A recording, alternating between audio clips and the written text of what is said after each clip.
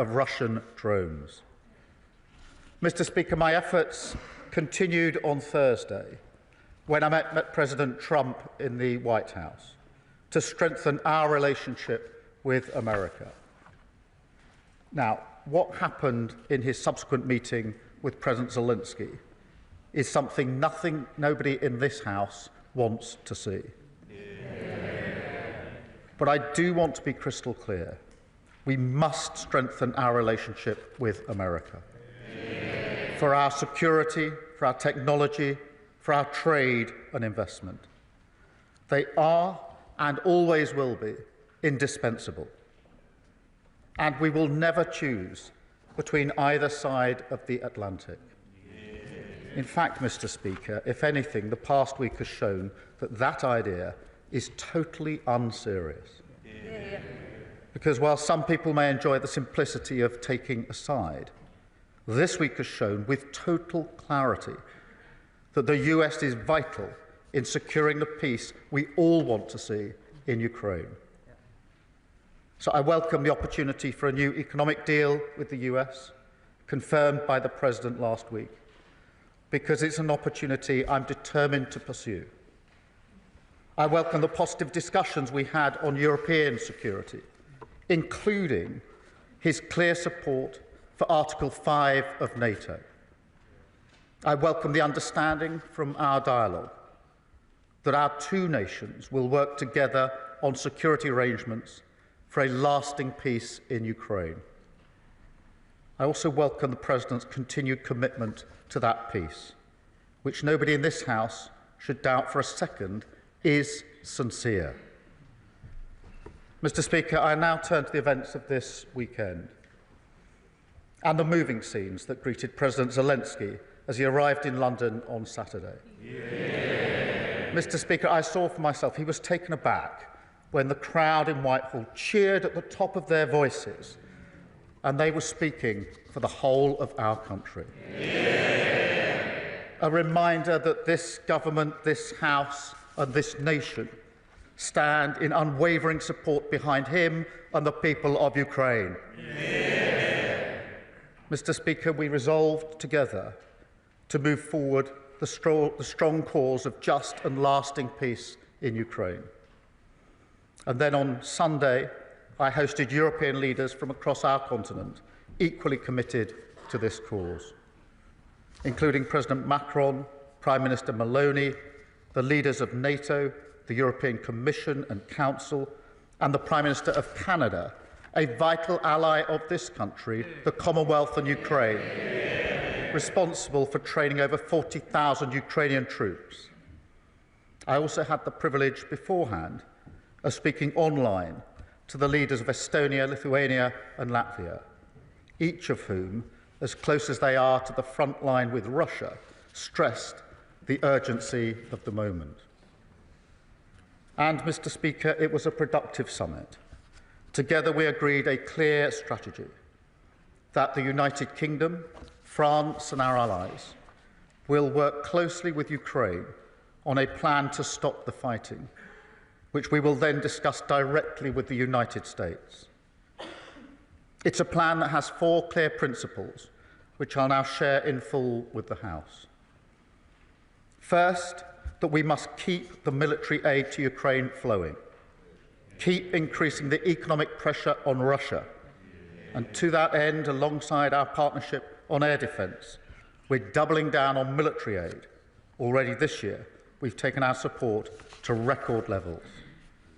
But on Saturday, we also agreed a new £2.2 billion loan for Ukraine, backed not by the British taxpayer, but by the profits from frozen Russian assets. Second, Mr. Speaker, we agreed that any lasting peace must guarantee the sovereignty and security of Ukraine, and that Ukraine must be at the table when negotiating their future. That is absolutely vital. Third, we agreed that in the event of a peace deal, we will continue to boost Ukraine's defences and Ukraine's deterrence. And finally, fourth, we agreed to develop a coalition of the willing ready to defend a deal in Ukraine and guarantee the peace. Mr. Speaker, after all, the Ukrainian position is completely understandable. For them, the war did not begin 3 years ago. That was merely the latest and most brutal escalation. They have signed agreements with Putin before. They've experienced the nature of his diplomacy and the calibre of his word. We cannot accept a weak deal like Minsk again. No, we must proceed with strength, and that does now require urgently a coalition of the willing. Mr. Speaker, we agreed on Sunday that those willing to play a role in this will intensify planning now, and as this House would expect, Britain will play a leading role with, if necessary, and together with others, boots on the ground and planes in the air. Mr. Speaker, it is right that Europe do the heavy lifting to support peace on our continent. But to succeed, this effort must also have strong US backing. I want to assure this House I take none of this lightly.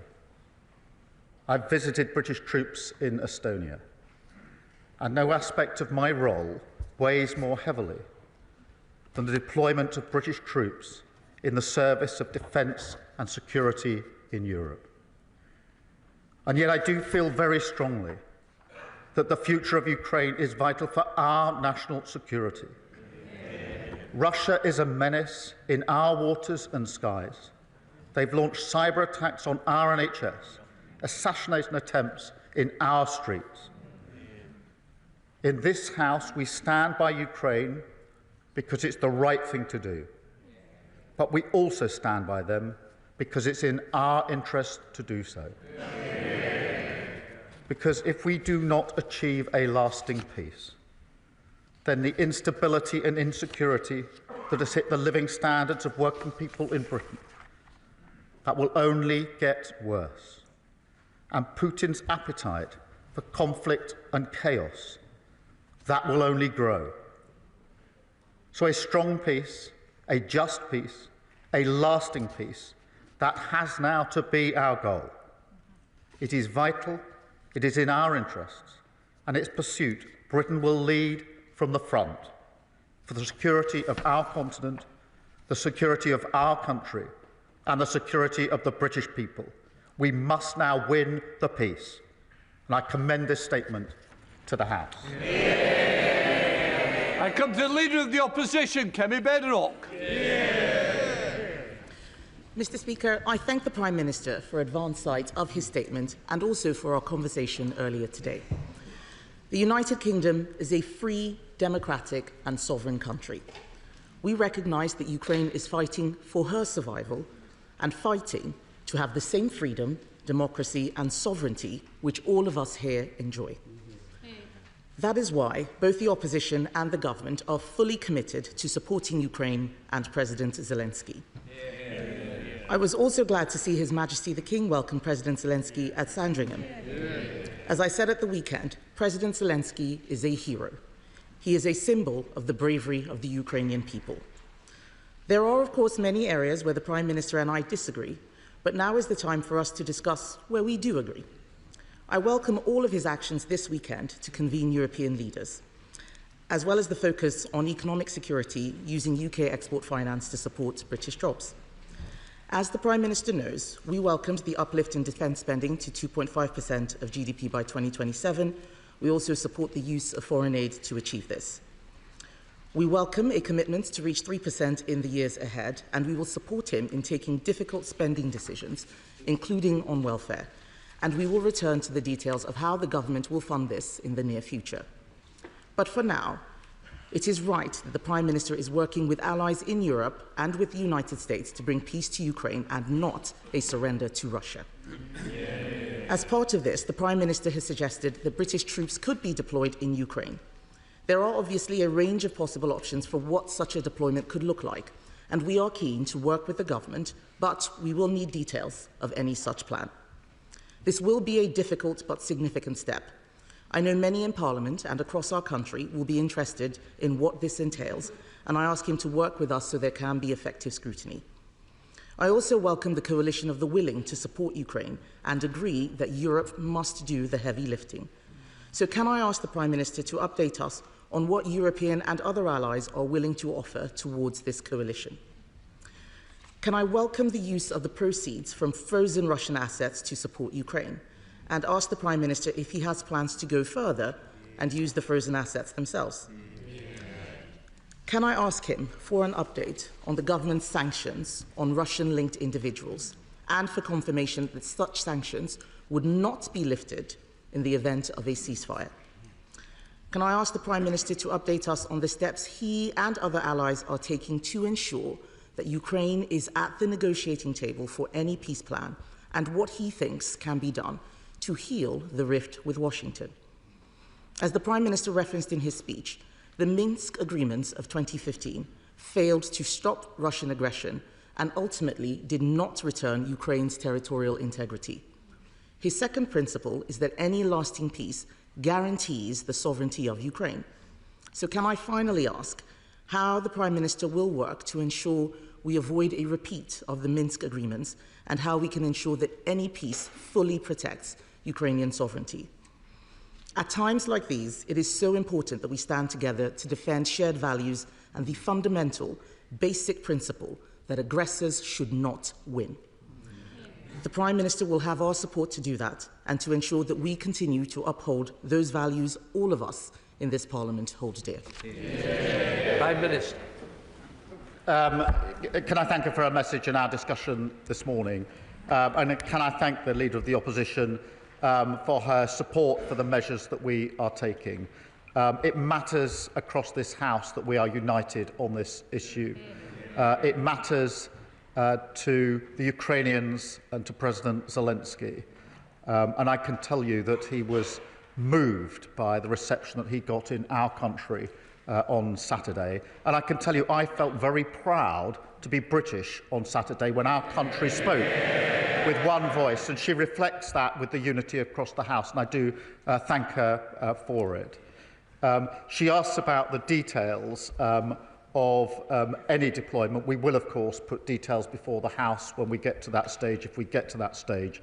And as I mentioned to her this morning in our phone call, I will make sure that she gets whatever briefings she needs to be able to look at the detail before it's put before the House, so she's fully informed.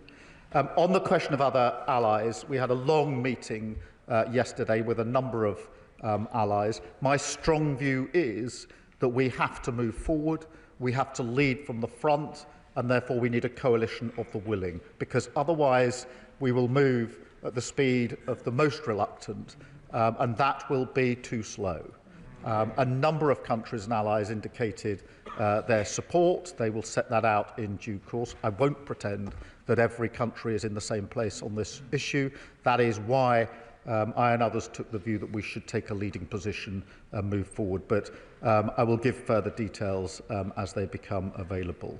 On the question of the frozen assets themselves, obviously the proceeds, the profits, are being used in the way that the House understands in accordance with the statement I just made. On the assets themselves, it is a very complicated issue, not straightforward, but I do think that we need to do and are doing more work to look at what are the possibilities, at least, along with other countries, but I'm not going to pretend that this is simple or straightforward. On the sanctions, we introduced the heaviest sanctions last week that we've put in place, and she is quite right. They must not be lifted just because there's a cessation in the fighting. They must be kept in place as a vital part of our armoury, something which didn't happen with Minsk, and she's quite right to say that we have to avoid the mistakes of the past, which is why a security guarantee is so important, a guarantee that we should lead, but needs US backing if it's to act as a proper guarantee. And of course she's right to say Ukraine must be at the table in any discussions about the future of Ukraine, and I think that's a common position across the House. Thank you. The Foreign Affairs Select Committee, Emily Thornbury. Dame Emily Thornbury. Thank you very much, Mr. Speaker. We all watched with alarm and distress the scenes from the White House on Friday. but equally were, across the country, extremely grateful that we had a Prime Minister who had such a pitch-perfect response at the weekend. And as he works towards a just peace for Ukraine, he has the support of the whole country in doing so. But here is the question. The Prime Minister said on Laura Kuenssberg on Sunday that following the cuts to the aid budget, that he would go through line by line to ensure that the priorities of Ukraine, Sudan and Gaza were all prioritised in a lasting peace.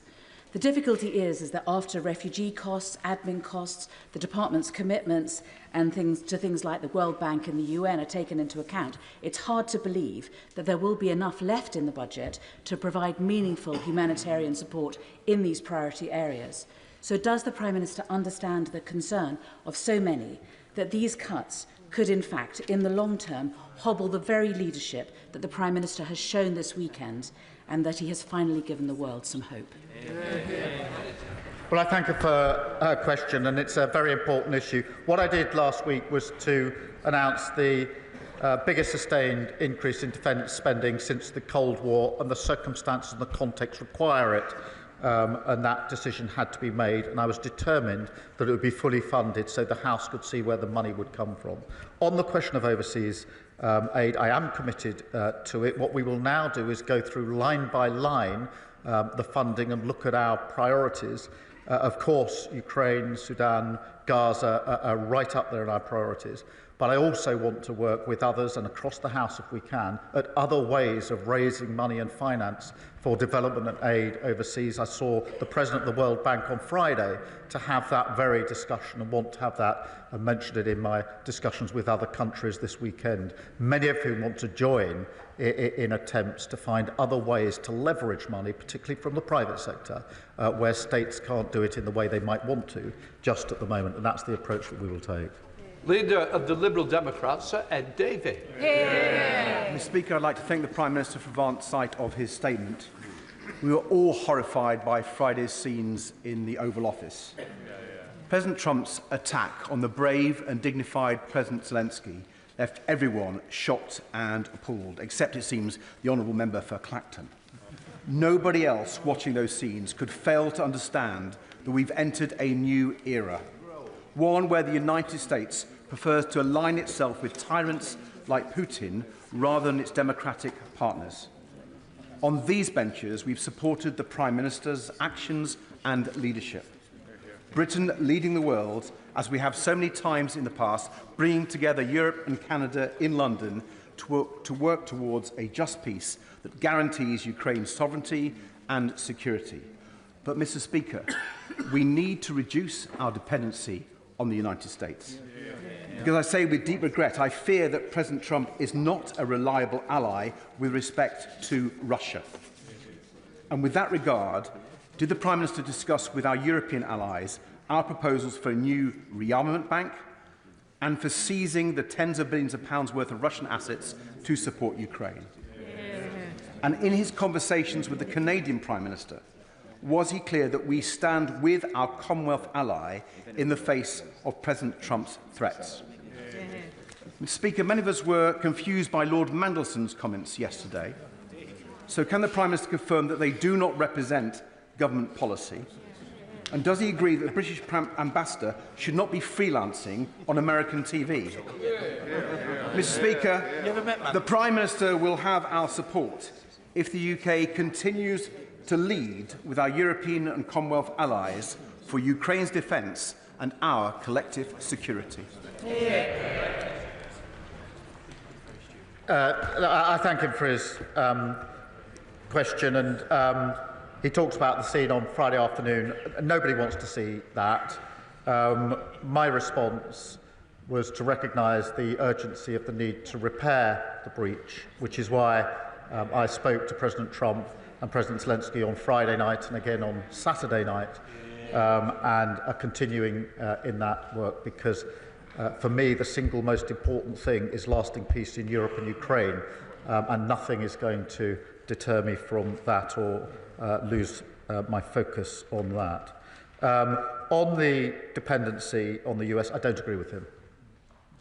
The US and the UK have the closest of relationships. Our defence, our security, our intelligence are completely intertwined. No two countries are as close as our two countries, and it'd be a huge mistake at a time like this to suggest that any weakening of that link is the way forward for security and defence in Europe.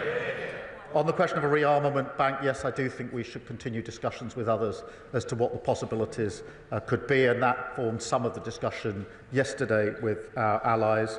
Again, on assets, he knows the situation is complicated, but there are ongoing discussions.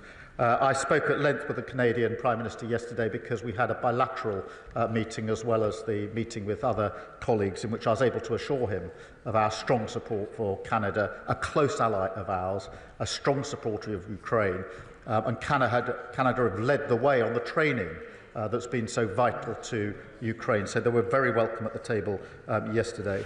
In relation to the ambassador's comments, look, the plan is clear. We're working particularly with the French. I've had extensive conversations with President Macron over the last week, intensively over the weekend, talking to Ukraine as well. Those are going on at the moment, and the intention is to then have discussions with the United States in relation to that plan. So as soon as the details are available, I'll share them with the House, but they are still being worked on at the moment. There's no guarantee of success, but I'm not going to let up until we have done everything we can to ensure peace in Europe and peace for Ukraine.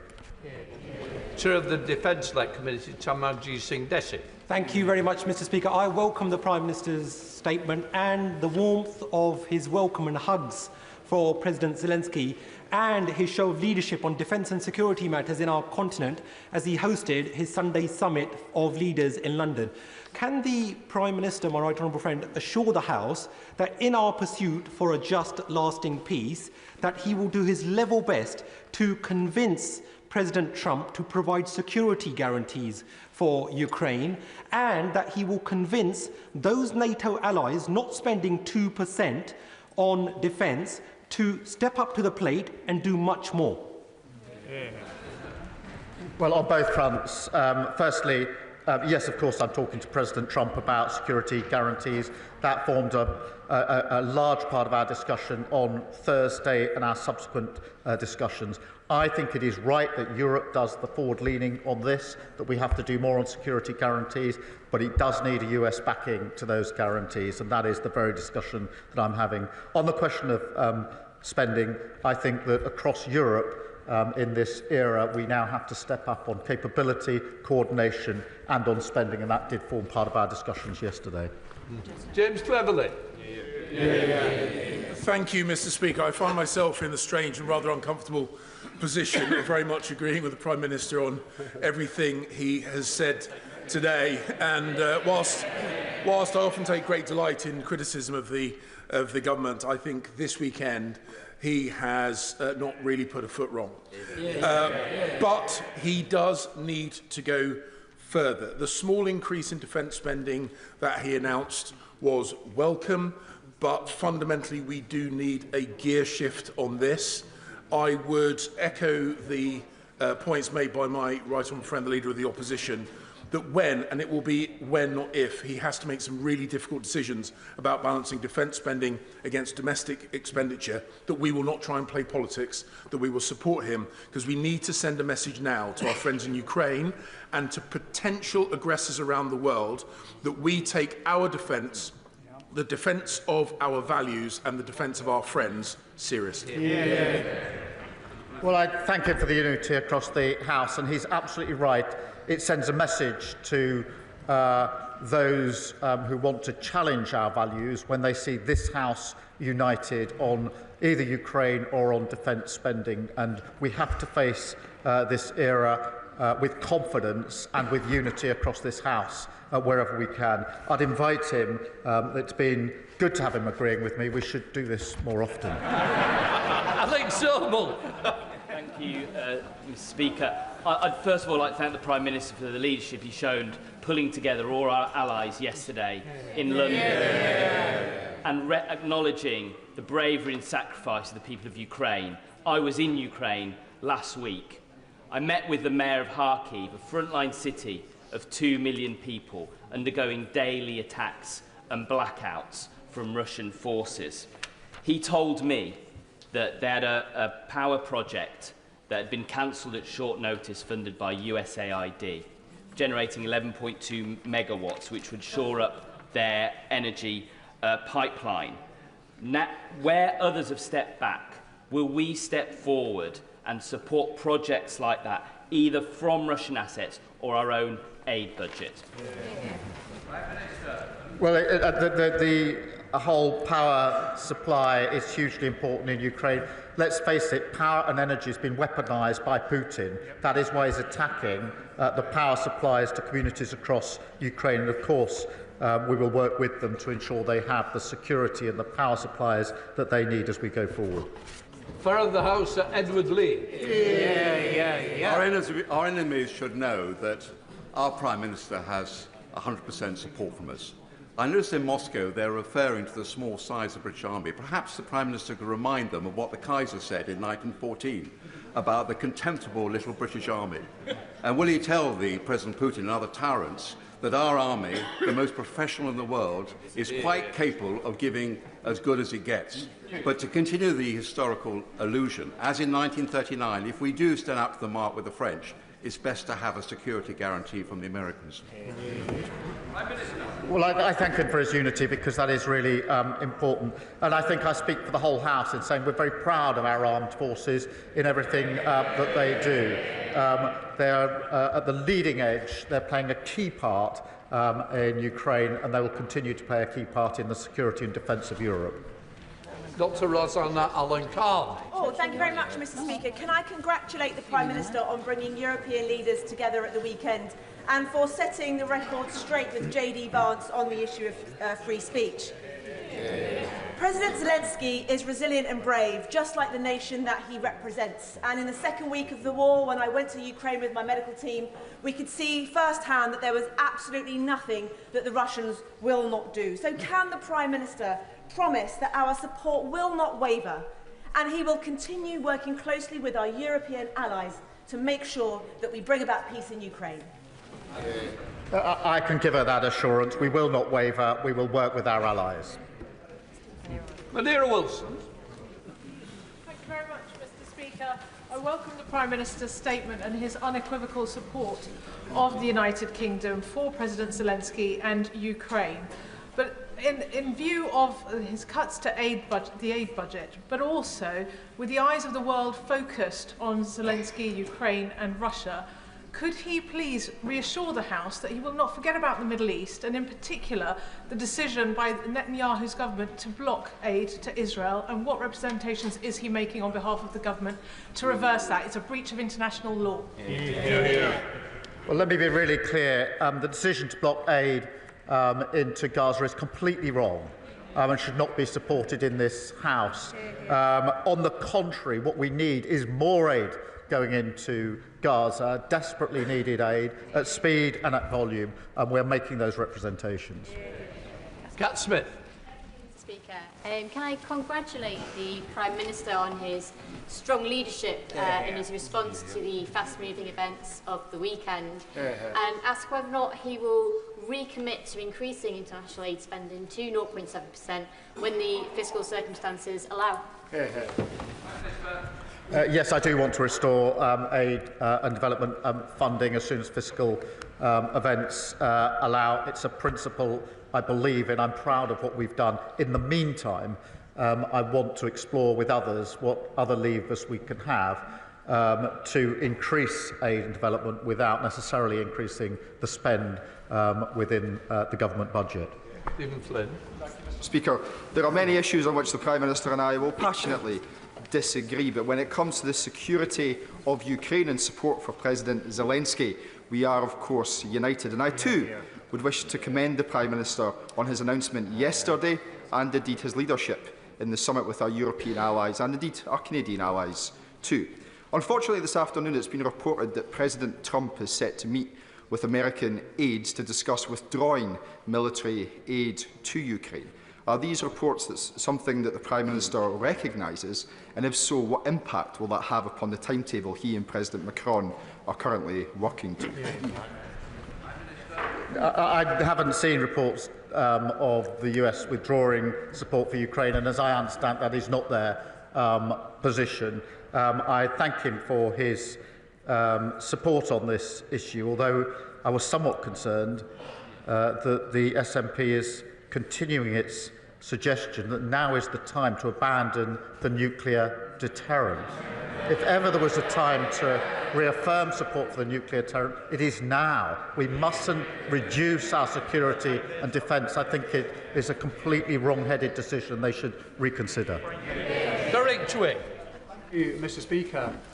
Again, the actions of the Prime Minister this week demonstrated why UK leadership in defence and security on Ukraine is crucial. I also agree with the Prime Minister that it's important to strengthen our relationship with the US.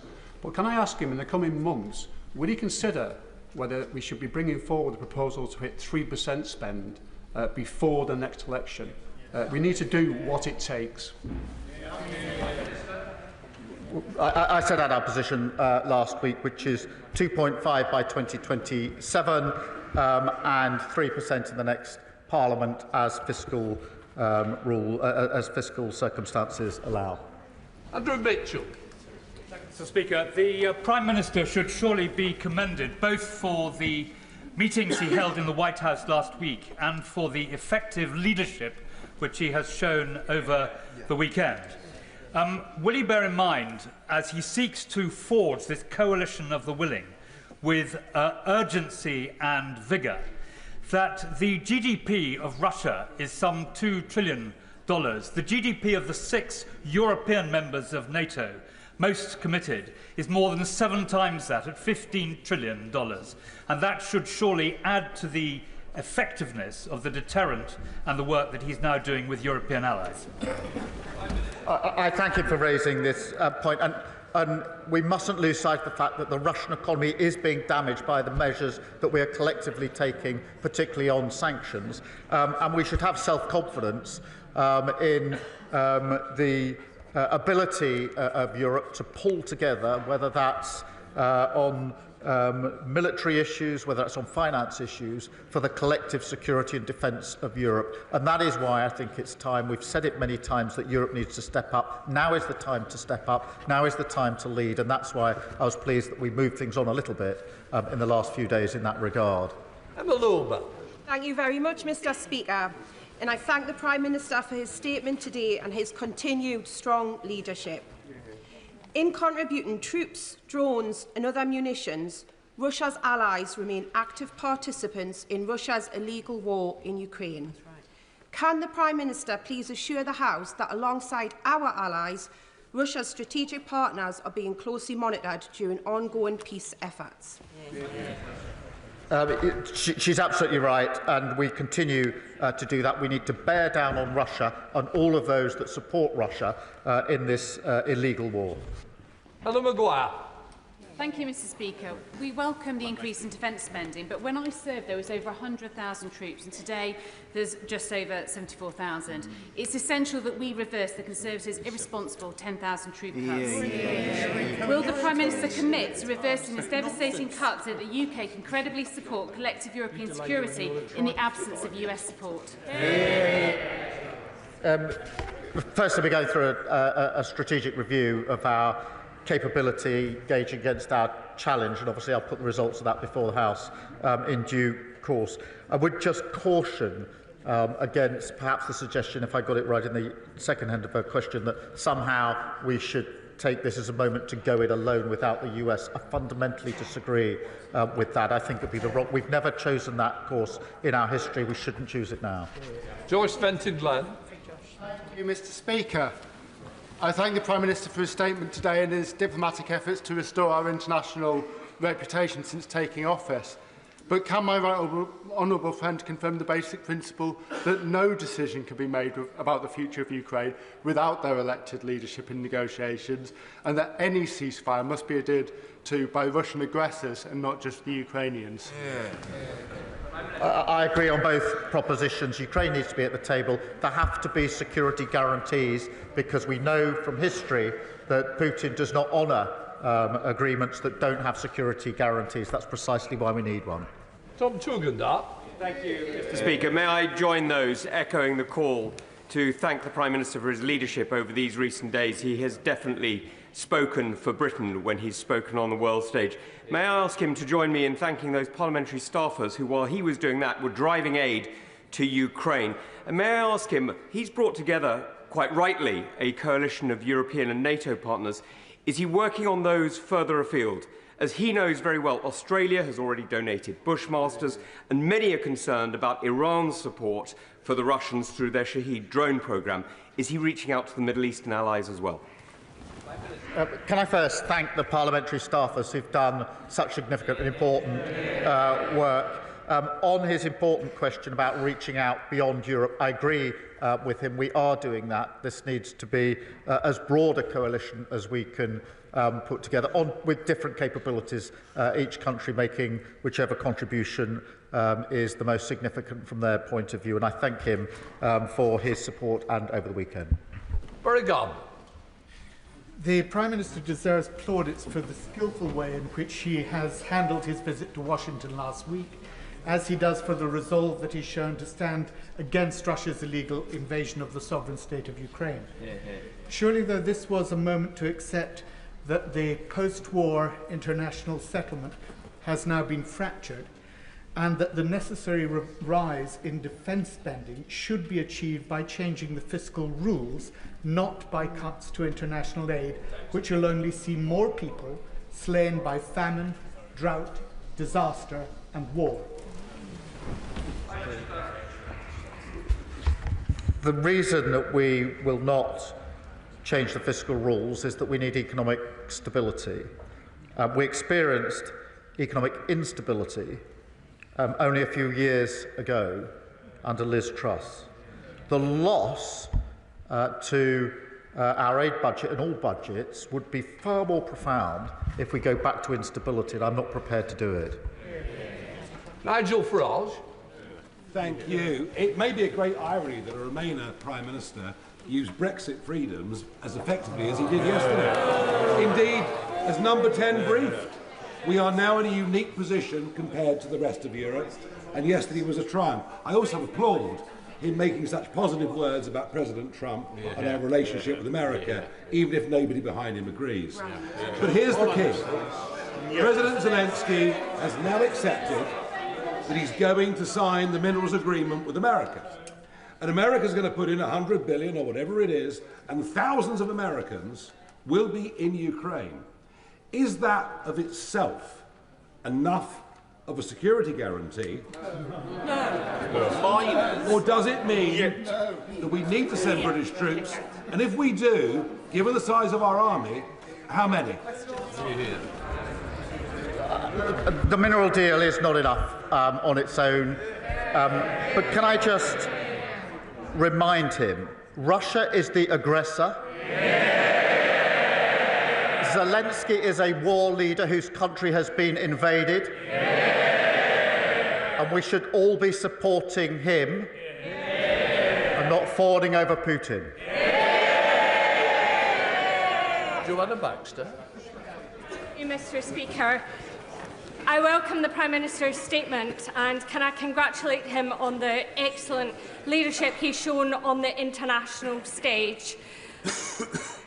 Does my right honourable friend agree with me that for any lasting peace to be achieved in Ukraine, Russia must return the 19,546 children that they have stolen from Ukraine? Well, I thank her for raising this issue because this is absolutely crucial. It's a moral outrage that these children have been taken, and of course we must ensure their safe return, and that has to be part of any discussion, but she's quite right to raise it. We should do so more often. Sir Roger Gale. Mr. Speaker, the Leader of the Opposition has quite rightly and properly shown her support for the Prime Minister's position, and I hope that he'll take comfort from the fact that he has the support of at least these backbenches as well. Mr. Speaker, those of us who have had, in my case, through the Council of Europe, dealings with the Russians, know only too well that this administration, Putin's administration, cannot be trusted. And that security guarantees, therefore, are absolutely vital if we are to succeed in a peace agreement and not a surrender. A surrender would lead to the inevitable further extent of activities in Georgia and Moldova, and then possibly in the Baltic states as well. Is that not right? I agree with him completely. We know Putin's ambitions. We know that he is not a man to keep his word. We absolutely have to guard against those risks, which is why security guarantees have to go in relation to any deal that must be done. And we must be vigilant on all fronts in relation to Putin, because, as we know from our history, instability in Europe inevitably washes up on our shores. This is about our national security just as much as it's about the sovereignty of Ukraine. Oliver Ryle. Thank you, Mr. Speaker. Can I praise in the strongest possible terms the Prime Minister's strong and pitch-perfect leadership, particularly when it's come to the defence budget increase, and his statesmanship through this difficult time. He's spoken for the nation and indeed been the leader of the free world this past few days. While this negotiation is ongoing and Ukraine is still being bombarded, will he make sure that our partnership with Ukraine goes deeper, that they still get the drones, the planes, the arms that they need to make sure they can stay at the table while he's making his deal? He makes a very good point, which is peace through strength. It is vitally important that Ukraine's put in the strongest possible position to fight on if necessary. There may not be a deal, or to be in the strongest position to negotiate if there are negotiations. On both fronts, we mustn't let up. On the contrary, we should double down and provide more support. Sammy Wilson. Speaker, and on behalf of my party, can I also congratulate the Prime Minister on the work that he has done this week, both in America and here in the United Kingdom. He has made a commitment to putting support to Ukraine for defend any peace agreement. But given the state of our armed forces and the overstretched nature of those forces, how sure is he that he can deliver on that commitment? And does he not agree that there needs to be a continued role for America in the defence of democracy against terrorising tyrants? Well, I thank you for his question and for his support. I do have confidence that we have the necessary capability. I don't take these considerations lightly. He's absolutely right that we should do this in conjunction with the US, working in the way that we have for many decades now, that has ensured peace here and in Europe. We should continue to work in that way. Muraz, Mr. Speaker, I'd like to thank the Prime Minister's careful and considerate leadership this weekend. Does he agree with me that Putin will feast on Western division, and the only people smiling on Saturday were people in Moscow, Tehran and Tbilisi, and that at this delicate moment it is vitally important that every corner of this House continues to show the united front that the country expects and the House has shown over the last 3 years? I agree with him. Putin does feast on division, and when I was leader of the opposition, amongst the reasons I supported the then government was because Putin would have been the only winner if there was division in this House, and that's why I commend the leader of the opposition, the party opposite, for continuing that unity, because it demonstrates to Putin that we're a united House on this issue. Sir Bernard. Thank you, Mr. Speaker. Can I just point out that President J.D. Vance seems to be in favour of free speech, but not free nations. And don't we also have to point out what others are saying is there is no history of Vladimir Putin proving a trustworthy treaty maker, and that there can be no security, there is no path to a peace in Ukraine that is secure without the engagement of the Americans, the failure of their support risking a wider war in Europe that would inevitably draw them in.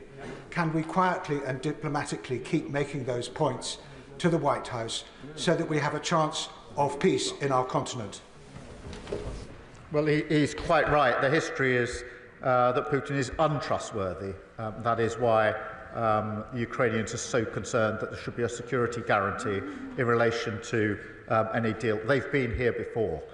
They've seen the credibility of his word. They know he's untrustworthy. That is why they're so concerned. We share their concern. We're working with them. He's quite right that we need the US to be working alongside us and with us in the way we have done for decades to ensure the security and defence of Europe. And I will continue to ensure I can do everything I can to ensure that that arrangement that has proved so successful, the alliance that is NATO, the most successful, important alliance we've ever had, continues and goes from strength to strength.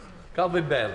Thank you, Mr. Speaker. The Prime Minister has our gratitude for steering a very difficult path over recent days, and I welcome his statement earlier. Defence is a vehicle for social mobility, career security and opportunity for our young people, as it has been for me, and defence has deep historical links with Londoners, the Gunners, Hammers and Leyton Orients. But many Londoners are not actively engaged by defence at present. Would the Prime Minister agree with me that we must engage every part of our country, not only with the serious challenge we face, but with the opportunities too? I do think this needs to be a whole-nation approach, including young people. This morning, we had a number of small businesses in the defence sector with apprentices, with young people, who explained to me why they wanted to work in the defence sector, and that was not only the secure, well-paid, skilled job that they would get, but also the pride that they would feel in working in defence and security of their country. Leila Brown. Following that question before me, actually the opportunities are not just for defence, they're also for the NHS. I went in January, in the week of Trump's inauguration, cross-party to visit Ukraine so that we could offer our support. And while there, I had the privilege of meeting veterans, many of whom had lost limbs, had world-leading prosthetics. And the fact is the Ukrainians are now world-leading in these matters. So the 100-year partnership exists. What are we doing in the UK so that we can supercharge not just defence but also rehabilitation, which helps us, not just them? Can I thank her for raising this? When I went to Kyiv just the other week, there were many moving aspects, but one was the NHS, or some of our NHS workers, in a burns unit hospital in Kyiv, where I met some that had returned from the front line with the most appalling burns. Very difficult to see and watch and look at, and including civilians who'd got caught up in blasts. And I, for one, was very proud that we had NHS workers there with the workers, the health workers in Ukraine, working together to do the very best they could for those in that burns unit. And that's a small example of what she speaks of. Richard Bergen. Thank you, Mr. Speaker, and I very much welcome the growing push from numerous countries for a peace deal between Russia and Ukraine, and that must be a just peace. Too many lives have already been lost following Putin's illegal and brutal invasion. But I am alarmed by the issue of deploying British troops on the ground in Ukraine and British military planes in the skies over Ukraine, because there's no getting away from the fact that would risk our country coming into a direct military conflict with a nuclear-armed Russia, and the consequences for millions of people in our country and across Europe of such war and nuclear conflict really don't bear thinking about. So given the enormity of such a decision, will the Prime Minister commit to ensuring a vote in the House of Commons before any such deployment, in keeping with the important principles of our parliamentary democracy? The risk to our country is if we do not fight for the peace. My position on sustained deployment of our troops is that this House would, of course, want to discuss that and vote on that, but we're nowhere near that stage at the moment. Sir Julian Lewis. Thank you, Mr. Speaker. The Prime Minister's very capable Defence Ministerial team will have told him that even were he to be able to accelerate investment and expenditure on defence more rapidly than has already been outlined, there would be a considerable time lag, given the complexity of modern equipment, before industrial output could be ramped up. So when he talks about, as he did, intensifying planning, will he include the creation of a defence industrial expansion unit in the machinery that is setting up now, so that as resources become available, the output of military equipment can be at the fastest possible rate? I thank him for his question. We already have a unit working on rapid deployment and procurement in relation to Ukraine, and of course that and other aspects need to be ramped up. Rosie White. Speaker, the Prime Minister has shown an unwavering commitment to Ukraine this weekend, and I stand with him in that. Will the Prime Minister reiterate this government's support for Ukraine's sovereignty and our commitment to work with our allies both in the US and Europe so that we are in the best position possible to work towards a lasting peace? Well, I thank her for her question, and I agree with the sentiment. We will work with our allies and with the US towards the security and defence of Europe. Dame Harriet Bowen. Thank you, Mr. Speaker, and can I thank the Prime Minister for his statement, but also for the hard yards that he is putting in at the moment for our national security. May I suggest another angle that the House would appreciate an update on, and that is last year the Treasury Committee did an inquiry into Russian sanctions. We received evidence that Russian hydrocarbons are still ending up in the UK. So could he explore the idea of improving our national security by making sure that the oil and gas that we consume in this country comes predominantly from this country? She's right, and our energy independence is hugely important, and I think the last 3 years have shown that we're far too exposed.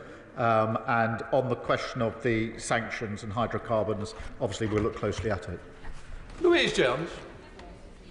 The beautiful weather at the weekend brought with it the promise of spring and hope, and I hope the PM got at least 2 minutes outside to enjoy it. But I'm afraid the same weather in Ukraine would be greeted with dread by the soldiers on the front line who know that the improving weather will bring an intensification of war. Will the Prime Minister commit to ensure that the SDR takes into account his commitments so that we can ensure that there is an excellent security guarantee that ensures that Ukraine can once again greet the spring with hope?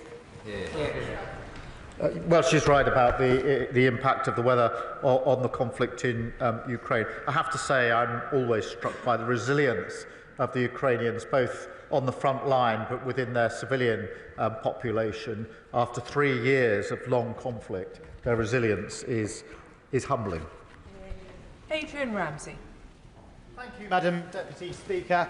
On behalf of the Green Party, can I welcome the Prime Minister's strong support for Ukraine, his work for peace, and his commitment that there should be no decisions about Ukraine without Ukraine. But given the scenes that we saw in the Oval Office on Friday, which people across the country will be aghast at, given the bullying tactics of President Trump and the fact that Trump clearly views this as a business opportunity, how will the Prime Minister ensure that the interests of Ukraine remain front and centre of the peace deals? By picking up the phone to President Trump and President Zelensky and making sure that we can focus on what matters most, which is lasting peace in Ukraine. Nishaba Khan. The Prime Minister rightly reaffirms our commitment to our national security. And while it is regrettable that the foreign aid and the soft power that goes with it will for a time being see a reduction, does the Prime Minister agree that without the necessary hard power to back what we say on the world stage, the impact of our international aid would be diminished in any case? And can he outline how increased investment in defence strengthens both our armed forces and our ability to support Ukraine effectively? Well, I agree with her on the points she makes, in particular our ability to support Ukraine in a number of different ways, but it is important that we take these steps. Jeremy Hunt.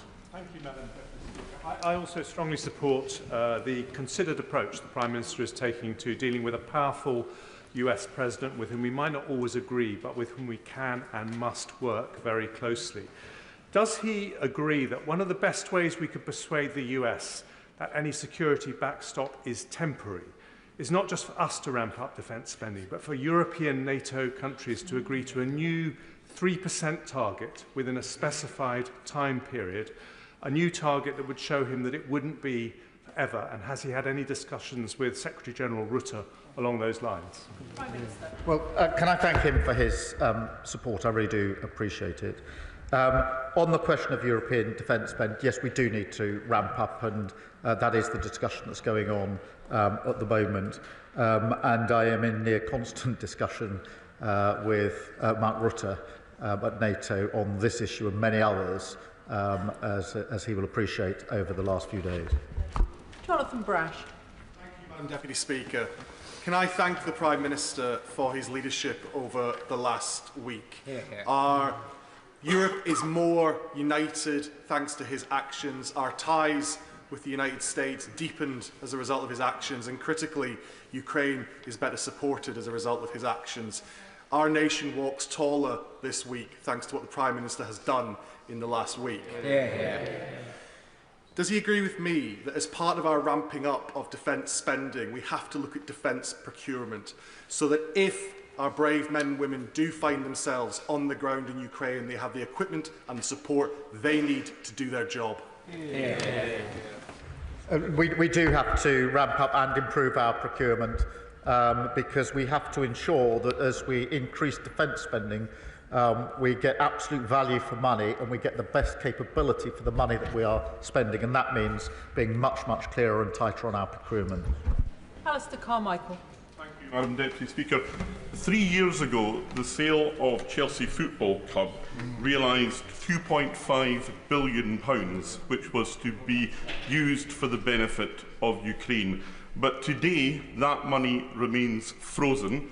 And as Lyra Nightingale of Redress was saying this morning, there is a total lack of transparency about who has it and when it is going to be released. So can the Prime Minister tell the House when that money will be released for the purpose that it was intended, the people of Ukraine? Well, the whole issue of assets and frozen assets is something that is on the one hand complicated, but I agree with the sentiment across the House that it's time to look at what options might be available. I don't think we should do that on our own. I think that needs to be done in conjunction with other countries, but it is fiendishly complicated, which is why it hasn't been done so far. Gordon McKee. Thank you.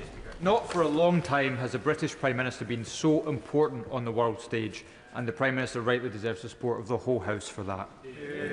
Now, to protect our security, we've got to make use of our incredible technology, but often government procurement doesn't work for rapidly growing start-ups. So can the Prime Minister tell me, will the Defence Industrial Review look at how we improve procurement so that we can make our technological advantage count? Yes, we will. And today we announced a new unit and targets for small and medium enterprises, and I was very pleased to be able to welcome some of them to Downing Street earlier on today. Andrew Murison. Madam Deputy Speaker, I have the honour and privilege of representing a very large number of servicemen and servicewomen and their families, and they will be looking at this very anxiously indeed. Whilst they always stand ready to do their duty, would the Prime Minister agree with me that it would be utter folly if the United Kingdom or France or Norway or Canada sent their sons and daughters into harm's way without all necessary security guarantees from the United States? I do agree with him, and that's why I'm working so hard on security guarantees that are worthy of the name. That is forward-leaning European element, but with a US backstop, US backing, which is vital if it's to act as a guarantee. And of course, that's uppermost in my mind. Gregor Poynton.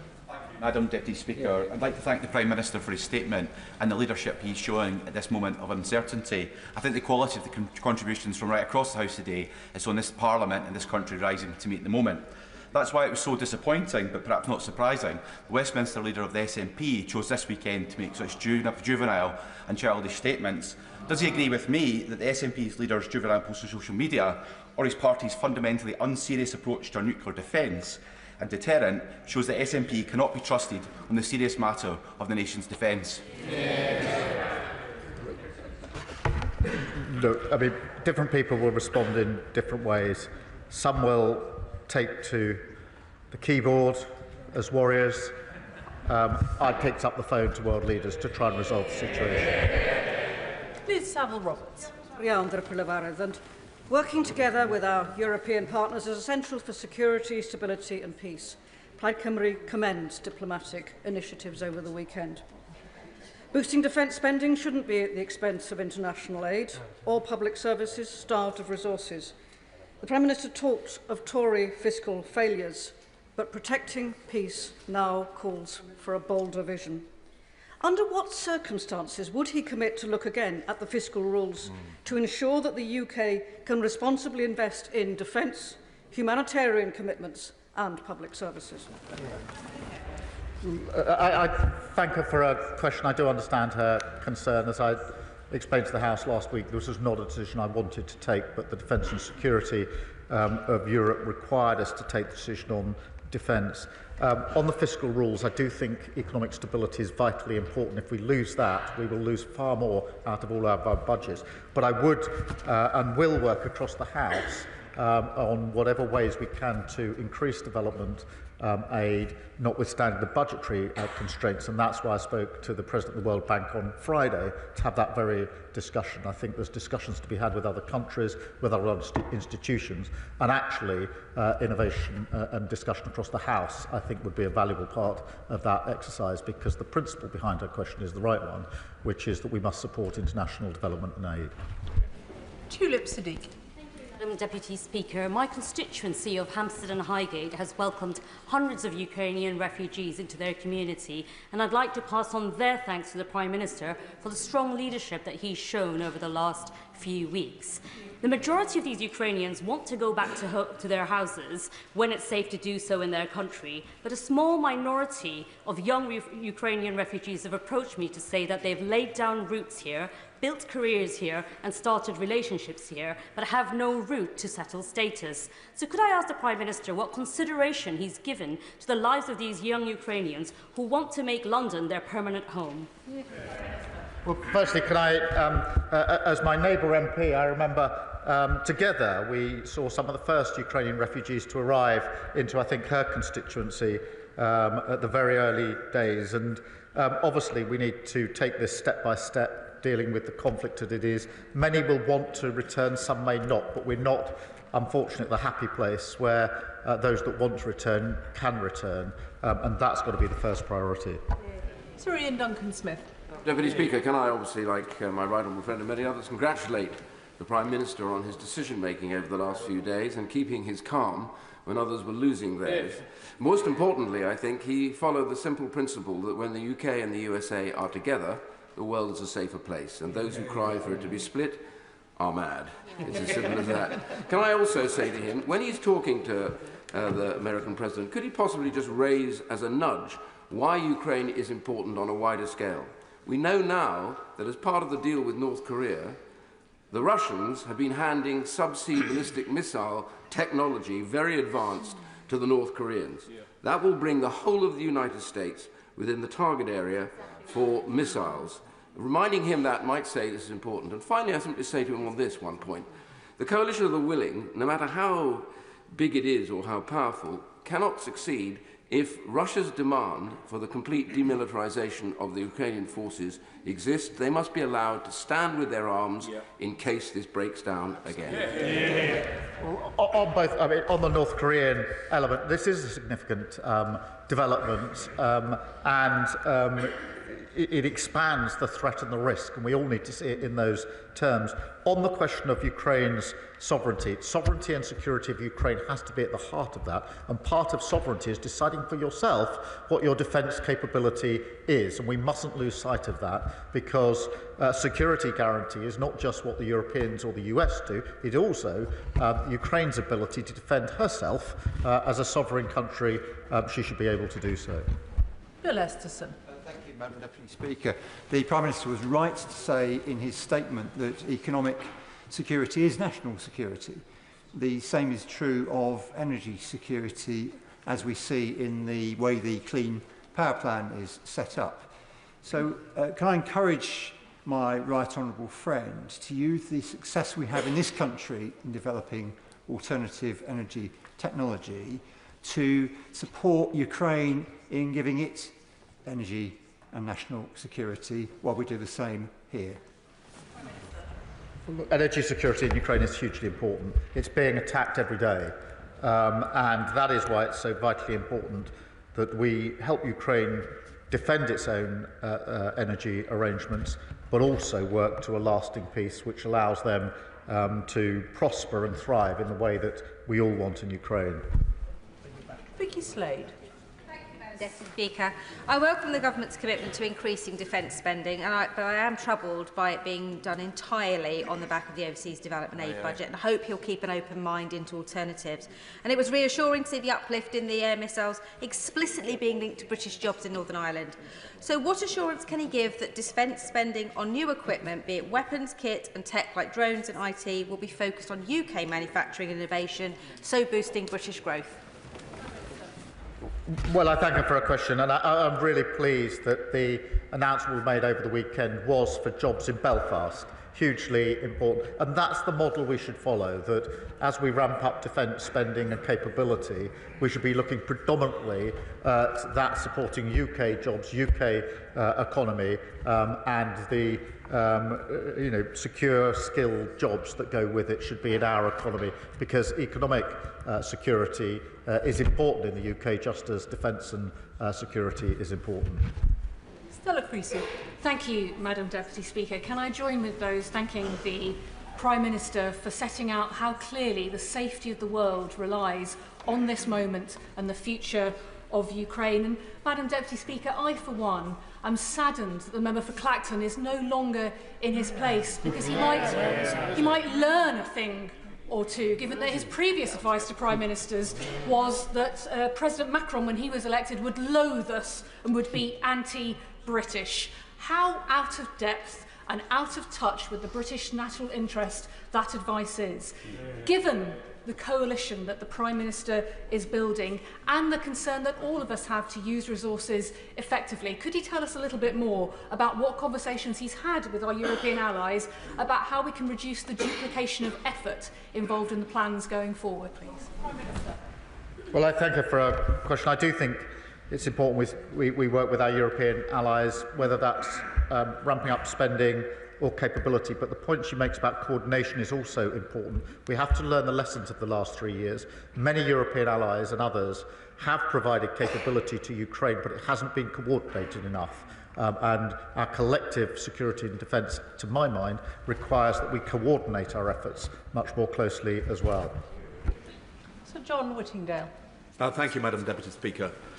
Does the Prime Minister share my concern and sadness that any settlement appears to involve acceptance of the Russian occupation of parts of the sovereign territory of Ukraine? And will he recognise that the Baltic nations will now feel even more exposed?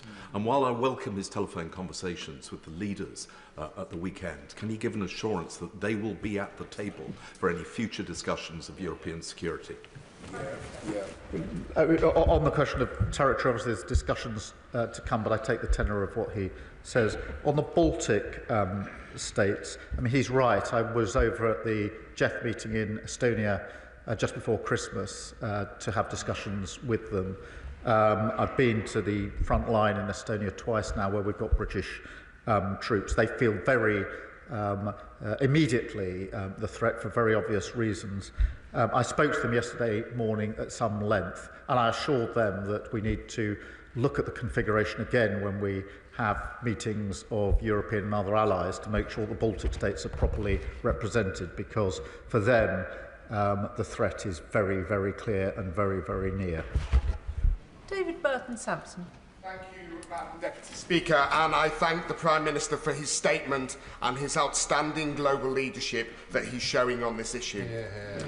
I too have returned from Ukraine last week after 5 days, and the one consistent message the Ukrainian people I met gave me, from residents to soldiers to businesses to politicians, was their immense gratitude for the leadership and support that the UK have shown since day one of this illegal war. Does the Prime Minister agree with me that now is the time that we remain resolute as a House for the sake of the Ukrainian people, and that our 100-year partnership between our two countries is now more important than ever. Yeah. The 100-year partnership signals the depth of our relationship. I too have heard those thanks for leadership, and I think it's right that I pay tribute to the party opposite for the leadership that they showed from the very beginning of this conflict, which I was able to follow as leader of the opposition. George Freeman. Thank you, Madam Deputy Speaker. Could I add my voice to those congratulating the Prime Minister on the way he's conducted the last week and the policy, which I think enjoys, if not unanimous, largely unanimous support in this House. I gently point out to the member for Clacton, our enemies watch this chamber, and speaking with one voice is very important, and I congratulate also the Leader of the Opposition. Does he agree with me that as well as willing the means, the ends, we need to will the means? And could I ask gently at what point he thinks, the Prime Minister thinks he'll be bringing forward a business plan, a proposal for how we fund what is likely to be 50, 60, possibly more, 70 billion over the next 5 to 10 years, so that our threat, our military threat, is credible, serious, and something we can actually afford? As soon as we've got any details around plans, I will bring them to the House with the details so they can be fully discussed, because this needs to be not just a short-term response, but a much longer-term assessment of how we ensure that Europe is kept safe and secure. Jacob Collier. Deputy Speaker, can I thank the Prime Minister for his continued leadership on the world stage? And these past few days, I've felt particularly proud to be British, so can I thank him for that? The government is rightly already using frozen Russian assets to fund Ukraine's defence and reconstruction. But can I ask the Prime Minister what further actions are being considered to ensure that Russia pays the full financial cost of its illegal invasion? Well, Russia's already paying the cost through the interest. We need to look at whether we can go further on that, but it is complicated and we have to act with others, and I'll see what progress we can make and let the House know if there is progress. Lee Dillon. Thank you, Madam Deputy Speaker. I too had the honour of being in Ukraine for the 3rd anniversary, and as other honourable members have said, whether it was communities, military personnel or Ukrainian politicians, the gratitude expressed to our nation to stand strong with the Ukrainians was clear to see. Before going to Ukraine, I held a round table in my constituency of Newbury, and Ukrainians who are here, Prime Minister, are clear on the thankfulness for being given safety, but also the need for the visa schemes to be amended so that children can finish their education and that they can meaningfully secure employment without having time-limited visas. So will the government review that to make sure that we stand with Ukrainians here in the UK as well as those in their home country? Well, we'll take the points you make into consideration. Obviously, the immediate situation confronting us is the question of how we settle the peace, but he's right to raise these other concerns. James Frith. Thank you, Madam Deputy Speaker. Can I add my voice to those around the country that have said how proud they are of our British Prime Minister and indeed how proud they are to be British? He has led from the front, and I hope very much in the years, months and the weeks to come, I should say, that he will hold that in mind and strengthen his resolve as we move forward.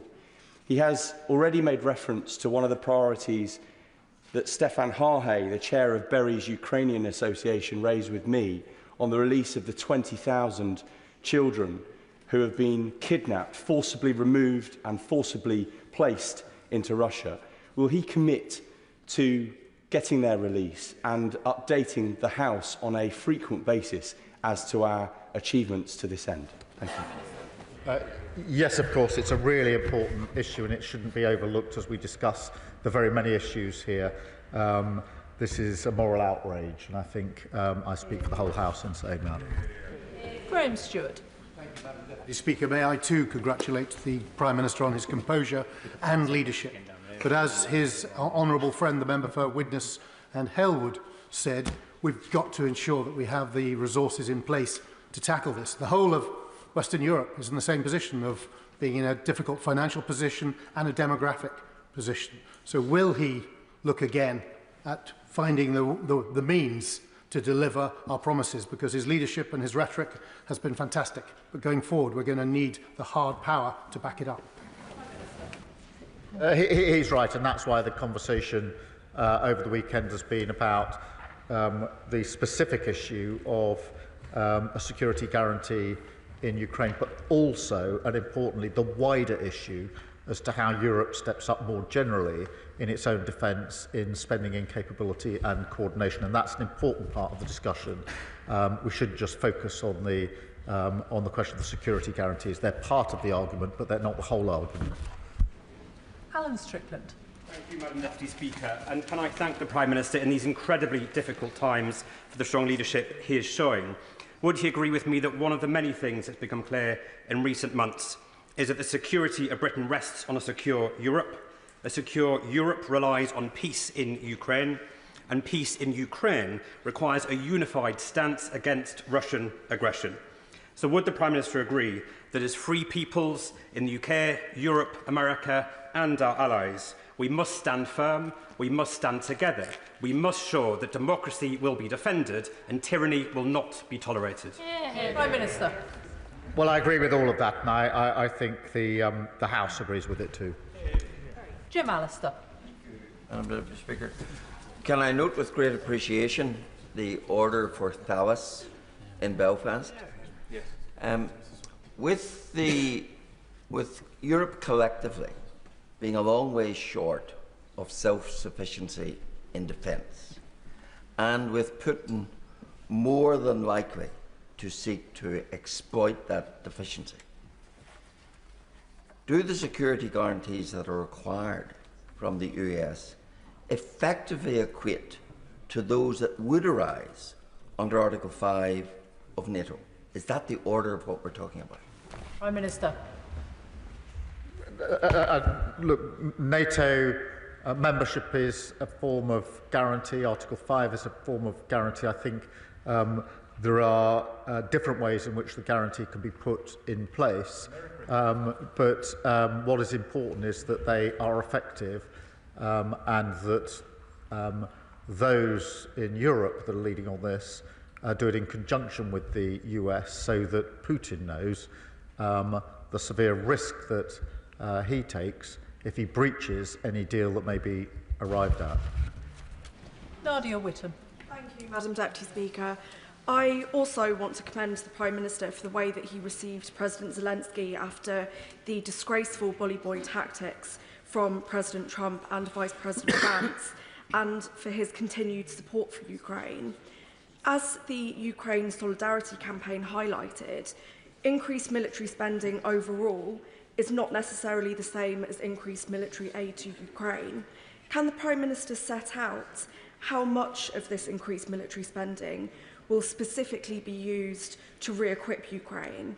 And is he not concerned that cutting the international aid budget risks both increasing global instability and undermining support for Ukraine, both here at home and internationally? Prime Minister. Well, we're stepping up our support for Ukraine, both in military aid and in other ways.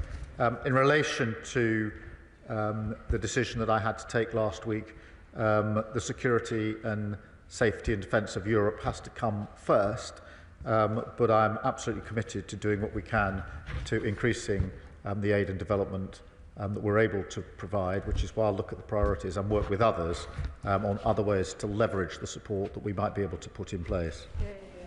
Sir Alex Shelbrooke. Thank you, Madam Deputy Speaker. May I also congratulate the Prime Minister on the leadership he's shown this weekend. It is in the best traditions of British Prime Ministers dealing with the United States, dealing with Europe, notably also when we were in the EU we were able to do that. But can I press the Prime Minister on coming up the Hague summit for NATO leaders in June, where when the Honourable Member for Widnes and Howard and I were at the North Atlantic Council in the February recess, it was made clear that they would bring forward the plans that would be needed to defend Europe. And so can I ask that he uses his leadership, that if we suddenly have to spend more money, he's in a position where he'll keep an open mind on that so he can persuade all the other leaders they also have to do that. Prime Minister. Well, I thank him for that, and one of the principles I've held in mind over recent days in particular is making sure that what we do is coordinated with NATO, as it must be. We are deployed in different countries, as he knows, already, and that's why I'm in such close contact with the Secretary-General, Mark Rutte, on a near constant basis. Graham Downey. Thank you, Madam Deputy Speaker. And can I thank the Prime Minister for his statement and indeed his stamina in all of the meetings over the weekend, not the least for coming to this House for an extra hour and a half and counting this afternoon to keep this House informed. As with other members from across the House, I took part in the trip to Ukraine for the 3rd anniversary last week. Does the Prime Minister agree with me that while the cross-party consensus on Ukraine is welcome, including from the SNP, does he agree with me that the SNP Scottish Government must take action to support businesses in Scotland to make sure that they can benefit from the increase in defence spending and is able to continue to contribute to the security of the United Kingdom and our allies in Ukraine? Prime Minister. Well, I agree with that principle. I do think that the increase in defence spending is a duty, but also an opportunity across the United Kingdom for good, well-paid, skilled jobs in many businesses. Richard Ford. Thank you, Madam Deputy Speaker. It was very welcome to hear the Prime Minister acknowledge the contribution of Canada to Ukraine's self-defence and its status as a vital ally for the UK. Last week, the Prime Minister was asked in the US by the press about President Trump's repeated calls for Canada to become a state within the US. The PM answered that he and Trump didn't address that issue, didn't address Canada. Yet, wasn't this meeting a good opportunity to remind President Trump about sovereignty, independence, including that of Canada? Yes, but it's a serious point.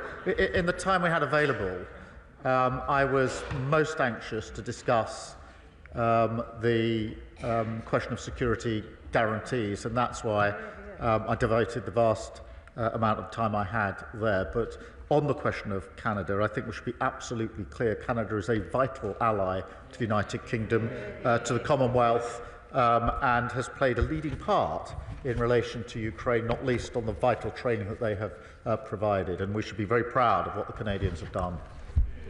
Stephen Sander.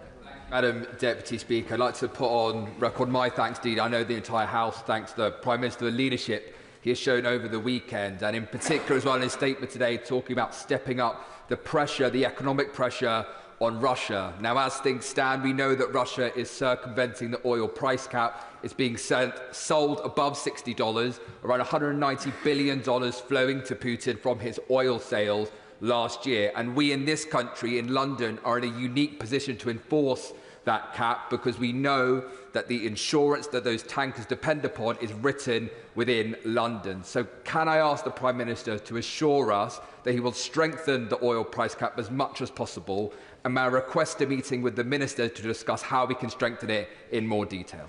Prime Minister. Well, I thank him for his question. He's right. We do need to take further measures, and that's why we've taken specific sanctions against the shadow fleet and oil producers to tackle this very issue. David Reid. Thank you, Madam Deputy Speaker. And credit where credit is due, and I commend the Prime Minister for the leadership that he's shown over this past week. Many members across this House will understand the range of emotions that are felt before deploying on global operations. So would the Prime Minister please give a message to our brave men and women from across our armed forces that are mentally preparing to deploy to Ukraine? Prime Minister. The message would be thank you for everything you do, and we support you in everything that we do. Josh Dean. Thank you, Madam Deputy Speaker. And can I thank the Prime Minister for his leadership on what is the defining moral issue of our time. There is no end of support for the Ukrainian people in Hertford and Stortford, but it has been an incredibly difficult time for those Ukrainian families who have found safety in our community. Will the Prime Minister take this opportunity to directly reassure the Ukrainian community in my constituency of his commitment to work with international allies to end Russia's illegal invasion and bring a just and lasting peace to Ukraine? Minister. Yes, I will, and I know that the Ukrainian communities here in the United Kingdom are extremely anxious, particularly so in the last few days, and speaking myself to some of them, particularly those that have come from areas that are occupied by Russia, they're extremely concerned about the ongoing situation. Lisa Smart. Very much, Madam Deputy Speaker. I very much agree with the Prime Minister's remarks about the steadfast support for Ukraine across the United Kingdom. And if my inbox over the weekend is anything to go by, my Hazel Grove constituents agree with me too. I also agreed with the comments from the Foreign Secretary last week about the need to move from freezing to seizing Russian assets, the principle, not just the interest. The Prime Minister remarked that this was a complicated issue and anybody sensible would absolutely agree with him. What efforts is he taking with ministerial colleagues and others to simplify this issue so that we can strengthen the hand of our brave Ukrainian allies? Prime Minister. Well, we are doing what we can. I think this, it's not just something within the UK. Frankly, it's something that came up yesterday in the discussions. If there is any possibility of going further, and I don't know whether there is, then it's going to have to be done with other countries at the same time. I don't want to get ahead of myself because it may simply be too complicated and too risky, but certainly there's an appetite now to look more closely at the possibilities of looking at these assets. John Slinger. Thank you, Madam Deputy Speaker. At the weekend, a Ukrainian constituent said to me, "As the bombs fell on my city last night, one thing remains unchanged. No one here wants a peace built on surrender or at the cost of dignity. So to those who stand with us, not just in words but in truth, thank you." Does the Prime Minister agree that strong diplomacy, such as his, that encourages friends to defend our values, Ukraine and the international rules-based system, is in the permanent interest of the UK, Europe, the United States and the wider world, and that it honours our Ukrainian friends who have sacrificed so much? Well, I thank him for his question. I agree with everything that he says, and those are the principles and the values that we most hope have uppermost in our mind as we take our decisions. Mark Pritchard. Speaker, can I commend the Prime Minister for his ongoing support for Ukraine, and indeed the Defence Secretary and the Foreign Secretary, and indeed the leadership the Prime Minister has shown over the last few days. He also mentions about not having the false choice of choosing between our allies, the United States and Europe, and I completely agree with him on that. So does he agree with me that there is an opportunity, a historic opportunity, for his government, hopefully supported by this side of the House, and this country to be a diplomatic, political and defence bridge between the United States and Europe? Prime Minister. Yes, I do think there's that opportunity, and that is why we will not make that choice between one side or the other of the Atlantic, because that is against our history and country and my party and actually cross-party. And the best way to secure defence and security of Europe is to ensure that we are working both with our European allies and the US in our special relationship. Noah Law. Madam Deputy Speaker, and I declare an interest as a member of the International Development Committee, which of course brings me with a heavy heart to hear the news of the cuts to overseas development assistance to fund a rise in defence spending. And whilst it brings me with that heavy heart, I wholeheartedly agree with the Prime Minister's decision and ask, does he agree with me that international development and security are two sides of the same coin, and that we cannot have economic development in Europe and the wider world without a safe and secure Ukraine? Prime Minister. Well, I do agree, and that's why I remain committed to international development, why I want to get back to a position where we can increase international development, but also why I want to work across the House to see what else we can do in the immediate and near term to pull other levers in relation to development. Chris Law. Thank you, Madam Deputy Speaker. May I thank the Prime Minister for being consistent in his message to his allies that any future negotiated peace must include Europe and Ukraine, that must be sustainable, and it must protect the territory and sovereignty of Ukraine. However, in order to achieve that lasting peace, it's going to require engagement with civic society engaged in peace building, atrocity prevention and long-term conflict prevention initiatives, all of which are currently funded by a foreign aid budget. So how does the Prime Minister hope to achieve those objectives when you've just followed the Trump playbook and announced a plan to cut overseas aid spending by 40%? Prime Minister. I don't accept that characterisation. I do think it's important. It's very important that we provide the funds we need for our defence spend. And what we've got from the SNP is what we had at the budget, which is, yes, they want the biggest provision of money and finance to the Scottish Government that has ever happened under devolution, but no, they don't want to say how they pay for it. Yes, they want an increase in defence funding, but no, they don't want to say how they can pay for it. That's unserious. Josh Simons. Thank you, Madam Deputy Speaker. In recent months, the party opposite, who apparently lack the stamina that the Prime Minister displayed over the weekend, have confidently and repeatedly pronounced to the Prime Minister what the United States President will and won't do, all of which has turned out to be bluff and bluster. So does the Prime Minister agree that it is the UK government that has the best intelligence to support the UK national interest, and that the UK national interest would be better served with a bit less bluff and bluster and a bit more optimism about what this great country can do to lead to make our world and our people more secure? Prime Minister. Well, I agree with that. And look, I'm proud of the fact that as a country, over many, many decades and throughout our history, we've always stepped up when it's been necessary to step up. It is now time again to do so. We will do so, and I'm really pleased that by and large we've got full support across the House at a time when we need to step up. Alberto Costa. Thank you, Madam Deputy Speaker. Over the last few days, the Prime Minister has really risen to the challenge, and it's right that most in this House have this afternoon commended him for being a statesman. In his statement, he said that the lasting peace must guarantee the sovereignty and security of Ukraine. Is this the Ukraine of pre-2014? Is it the Ukraine of pre-2022?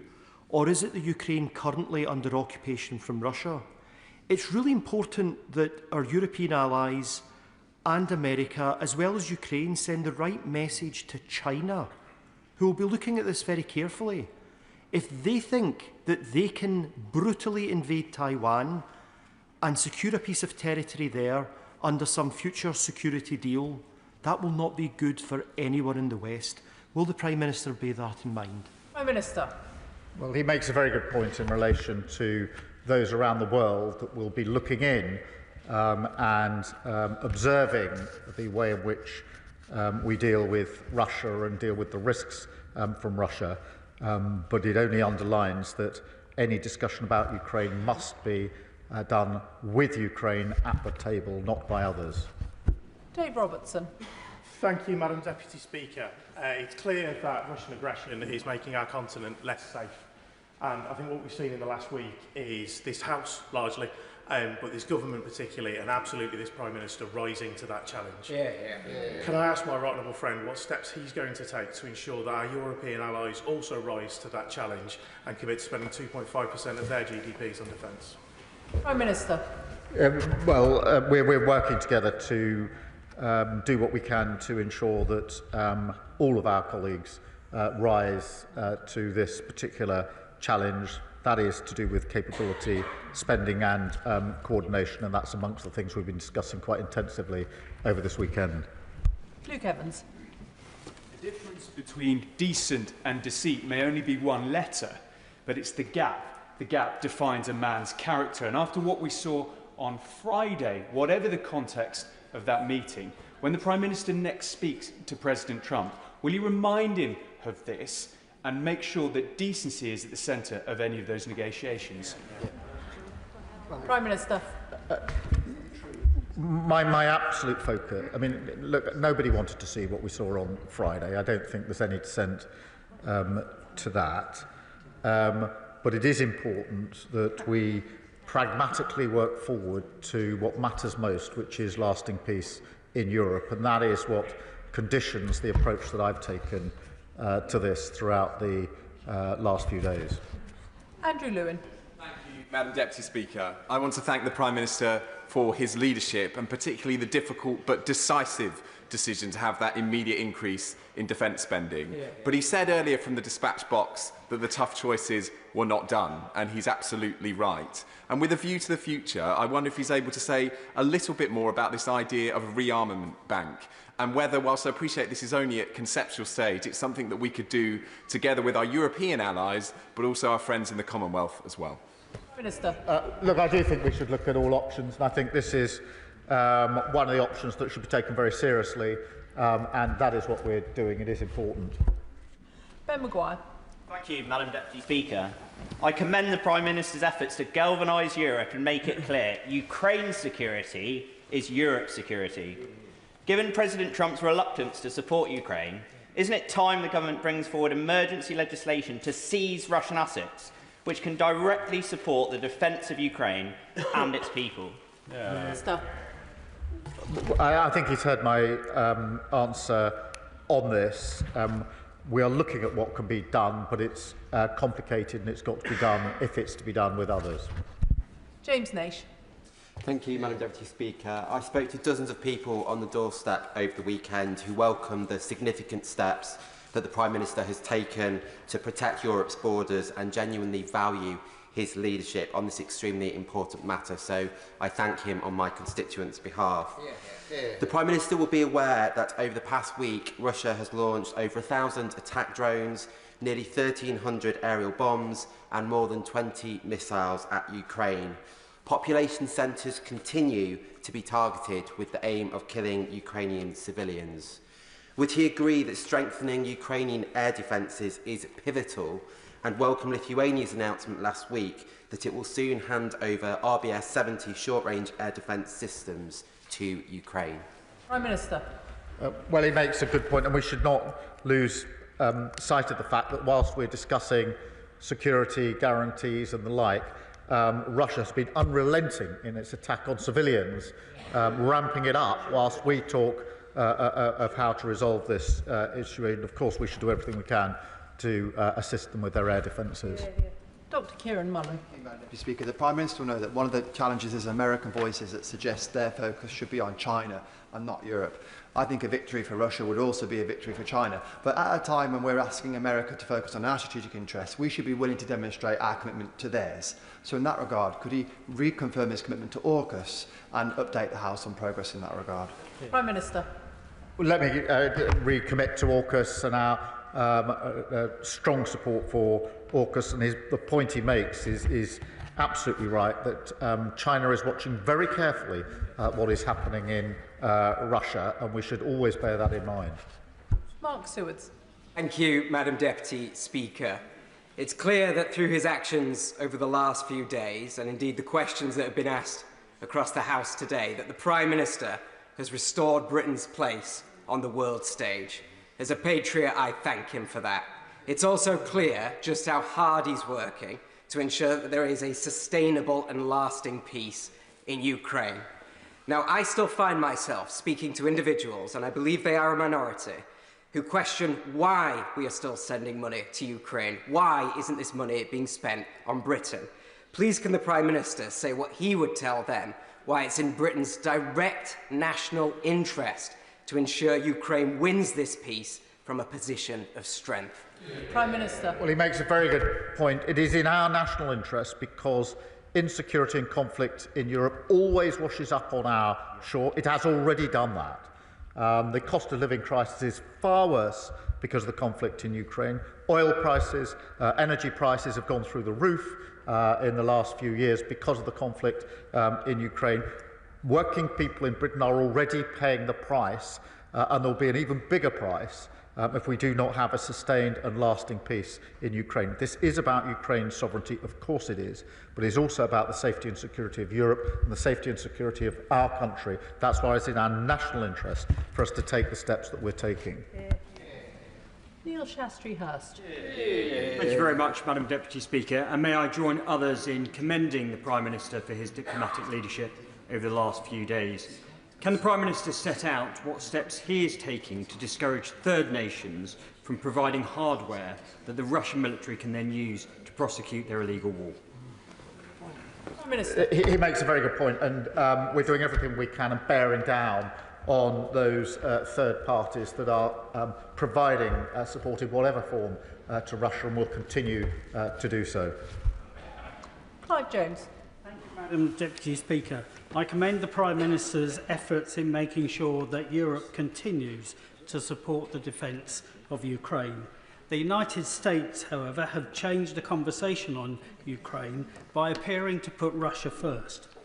The United States Defence Secretary now claims Russia is not a significant cybersecurity threat to the US anymore.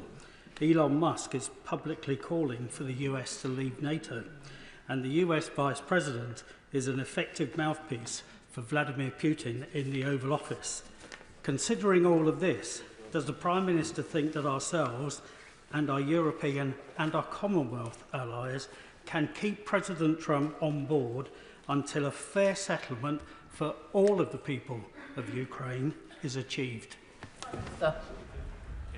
I've had extensive discussions with President Trump, and I believe him to be completely sincere in his desire for lasting peace in Ukraine. He's sincere about that, he's right about that, and that's why we will work with him to do everything we can to bring about that lasting peace. Bradley Thomas. Thank you, Madam Deputy Speaker. I too would like to commend the Prime Minister for his international leadership in promoting a long-lasting and durable peace in Ukraine. I'm pleased that the Prime Minister has reconfirmed the government's commitment to ensuring that sanctions on Russia are not lifted in the event of a ceasefire. But all of us know that there's a vehement determination on the part of Putin to protect his regime and Russian interests. In light of that, does the Prime Minister agree with me that it's critical that the government takes every action it can with international partners to ensure that Russia cannot circumvent international sanctions via its shadow fleet? Prime Minister. Well, he's absolutely right about that, because, and that's why we need to bear down on the shadow fleet. We are doing that through sanctions, and we're working with other countries to ensure that they do the same, because it's a vital part of the work that we need to do. Jeremy Corbyn. Thank you, Madam Deputy Speaker. I'd like to ask the Prime Minister this. We all want to see an end to this ghastly conflict in Ukraine. We all want to see an end to the loss of so much innocent civilian life, as well as, of course, the deaths of soldiers of all sides. Can I take him back to the answer he gave to the member for Leeds East earlier?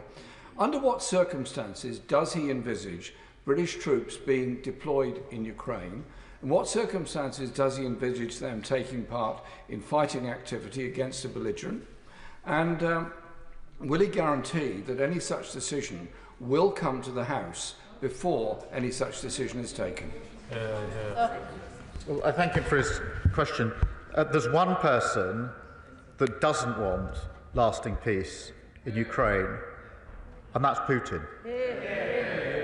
And that we have to hold centrally in mind. And that is why we need security guarantees in place, because Putin's ambitions show that if there is a deal, he won't keep it unless the security guarantees in place. So the guarantees are the guarantees, not of conflict, but of peace, which is, I think, what everybody in this House wants, including the Right Honourable Member. Of course, it's right that this House should have details and discussion of any security guarantees and the right to express its view, and I'll ensure that that happens. Nick Timothy. Thank you, Madam Deputy Speaker. Earlier, the Prime Minister said Russia is a menace in our waters and in our skies, and this is obviously correct. Can he tell us which individual minister has overall responsibility for the security of our offshore infrastructure, such as wind farms in the North Sea? And given the vital importance of military tech and hardware, will he join me in condemning the idiotic divestment campaigns that seek to undermine our domestic defence manufacturing industries? Prime Minister. The security of our infrastructure, wherever it is, but including underwater, is the responsibility of the whole government. But most of all, it is my responsibility as Prime Minister to ensure the safety and security of our country and the threats to our country. They come in many forms, and I take that responsibility extremely seriously. Chris Coughlin. Thank you, Madam Deputy Speaker. US security guarantees for any peace agreement in Ukraine are, of course, highly desirable, but given that the US Defence Secretary appeared to explicitly rule them out, we must, of course, consider other scenarios, and they should not be a showstopper. With that in mind, European NATO GDP alone is 10 times the size of Russia, yet Russia spends $40 billion more annually on the war in Ukraine than Ukraine and her Western allies. So does the Prime Minister agree with me that if we were to close and exceed that gap today, perhaps by seizing the $300 billion in frozen Russian assets to do it, Ukraine would have a credible path to victory and a just peace? Prime Minister. On the question of security guarantees, it is important that the US and the UK teams are working together on this, and I take comfort from that and concentrate on that. I don't think that's highly desirable. I think it's essential, and that we should be putting everything into ensuring that that's the way that we move forward. On the question of the assets, he's heard my answer. I understand why he asks it, but it is a complicated question. Ben Obsijekti. Thank you, Madam Deputy Speaker. I too thank the Prime Minister for his support to President Zelensky yesterday, following the circus that was his meeting with President Trump and Vice President Vance in the Oval Office. But following the Prime Minister's discussions with President Trump last Thursday, can the Prime Minister provide assurance regarding the ongoing presence in this country of the USAFE at current levels, and give reassurance that the US's £500 million DIO investment in the European Infrastructure Consolidations Project's new Joint Intelligence Analysis Complex at RAF Molesworth, also the home of the NATO Intelligence Fusion Centre, will not be put in jeopardy given the change in European posture of the new US administration? Prime Minister. I'm absolutely clear that President Trump and I want to strengthen the relationship between our countries. We've spoken openly about it. We are very close on defence and security. We both know that, and we both want to strengthen that alliance, and that is a good thing for both the United States and the United Kingdom. Robin Swan. Thank you very much, Madam Deputy Speaker, and can I thank the Prime Minister for his leadership over the weekend. In a statement, he talks about UK jobs, UK skills, UK finance pulling together for our national interest. So can also welcome the announcement of the £1.6 billion investment in Thales and Belfast in regards to the procurement of those 5,000 air defence missiles, which will defend Ukraine, but will also defend our democracy. But while that investment in our private sector is welcome, can I just ask the Prime Minister also to remember to invest in our armed forces personnel, who we currently will require and who currently we need and want to support, as we ask them to step forward into a very challenging time as well. And while there may be those making comment around the quantity, can the Prime Minister also remind others listening and watching that it's the quality of our armed forces that count? Prime Minister. Well, he's absolutely right about the quality of our armed forces, and we're all very proud of what they do in the vital defence of our country. And I'm very pleased that we've been able to progress with the deal in Belfast, so those jobs, well-paid jobs, will be there in Belfast, and of course the jobs in the supply chains that will then feed in to that contract. James McCleary. Madam Deputy Speaker, and can I add my own congratulations to the Prime Minister on this weekend's successful summit. It was refreshing to see a British Prime Minister not only standing alongside our allies but working constructively with them and putting us at the heart of Europe where we belong. So can the Prime Minister tell me how he intends to maintain the positive momentum from this weekend and ensure that Britain's voice is heard loud and clear, particularly in the European Union, as they continue their own internal discussions on how to support Ukraine and counter the threat from Russia? Minister. I thank you. We will continue our discussions with our European allies. They have meetings this week. There are further follow-on meetings planned coming out of yesterday. But obviously, as he will understand, between those meetings, we're in constant touch with each other about how we take forward the plans that we're working on. John Cooper. Thank you, Madam Deputy Speaker. Scottish soldiers could be on the ground in Ukraine within a year. That was the headline in the Herald newspaper this morning, based on quotes from First Minister John Swinney in answer to questions from the BBC. Notwithstanding that the British armed forces have many fine and gallant young Scots serving with them, can the Prime Minister confirm that the decision, the burden indeed, on deploying British troops anywhere sits with him and with this House, and not with a divisive First Minister and the head of a devolved administration? Prime Minister. Yes, and a good thing too, because I think the First Minister confirmed his view that we should weaken our defences by getting rid of the nuclear deterrent. What a good thing it is that the security and safety and defence of the whole of the United Kingdom rests with this government here. Callum Miller. Thank you, Madam Deputy Speaker. May I thank the Prime Minister for his statement and for his leadership. He will have heard the support of the Liberal Democrats and many across the House for his leadership in Europe and for correctly identifying Russia as the threat in this scenario. So I wonder if he shares my concern, having referred earlier to the Russian cyber threat to the NHS, amongst other things, that overnight US Defence Secretary Hesketh has announced the stepping back of US counter-cyber measures against Russia. Does the Prime Minister believe that this is a good choice by the Americans? I'm not going to provide a running commentary on American decisions, but on the point he makes, there have already been attacks, cyber attacks on our NHS, and we have to be vigilant to those attacks. The Russian threat is multifaceted, and everything pretty much is being weaponised, and that's why it's important that we make the link with what's happening in Ukraine back always to what's happening in our country. Tessa Munt. Thank you, Madam Deputy Speaker. Can I thank the Prime Minister for everything he has done over the last few days? It's admirable. Can the Prime Minister endeavour to ensure that we prioritise military spending on outcomes rather than strictly the amount of money that's spent? As the rush to avoid criticism of underspending very often means that cost effectiveness can be lost. And the budget from the defence and international aid should be viewed as a rolling average over several years rather than annually, so as to avoid the accounting gymnastics that might happen every March.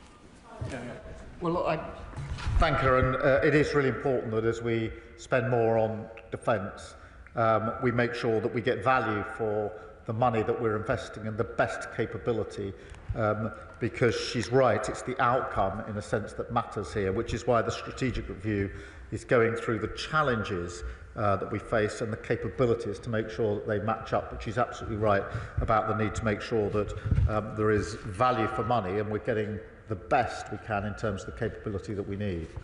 Andrew George. Deputy Speaker, I warmly congratulate the Prime Minister both for his actions and his leadership in recent days, and indeed his stamina here this afternoon.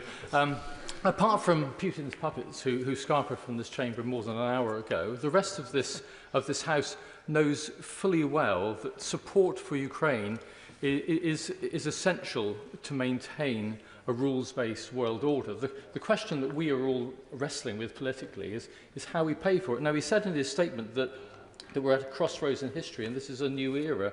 Surely in these circumstances it is a moment when the Prime Minister and the Chancellor maybe need to look again at the straitjacket of their fiscal rules and start taxing the wealthiest in this country rather than building this essential important investment in defence on the backs of the poorest. Well, I thank him for his question. I do think it's really important that we are able to fully fund the increase in defence spending. We're able to explain where the money is coming from straight away. We need certainty and security in our economy, and we shouldn't lose sight of the fact that if we lose security in our economy, all of our budgets will be affected by that, and we will all be a lot poorer for it, which is why we've taken the approach that we have. Fiscal rules are important. We will stick to them. But we will look with others at innovative ways of ensuring that we can raise the necessary money as we go forward. Final question, Jim Shannon. Thank you, Madam Deputy Speaker. I've definitely got the strongest legs in this chamber. I've been bobbing up and down here for about 3 hours. Anyway, can I thank the Prime Minister very much for his statement and his leadership. As you will know, Madam Deputy Speaker, and everyone will know in this House, I'm very proud to be British. And this weekend, the United Kingdom of Great Britain and Northern Ireland are very proud of our Prime Minister for his stance, and I welcome that. And I wish to convey that to him from my constituents and from everywhere and everyone I've spoken to. Whilst as a party we welcome the contract for £1.6 billion to supply thousands of advanced air defence missiles to Ukraine, announced by the Prime Minister yesterday, and on the front pages of the papers in Northern Ireland today, the deal will also secure 200 new jobs for Talis as well. The Honourable Member for East Belfast wishes to thank the Prime Minister as well. The majority of the people who work in Tallaght live in my constituency of Strangford. According to the member for East Belfast, I'm very pleased with that. So this means extra work for my constituents and a few extra jobs. I welcome equally the very clear indication that we are standing firm in support of Ukraine as it battles against Russia. So will the Prime Minister please confirm that this support will seek to broker peace, but ensure that this is not until the right thing is done by the people of Ukraine, and this remains our foundational principle. Thank you. Minister. Well, I thank him, and on the principles he's right, and I'm so pleased about the jobs in Northern Ireland. As for the bobbing, it was when I came here 10 years ago to see this sort of joint gym session that we go through in these debates, particularly long ones, is something to behold. But I suppose it does keep us all a bit fitter and a bit healthier, which has to be a good thing. Thank you. Can I thank the Prime Minister for his statement this afternoon? There'll just be a few moments so the front benches can swap over.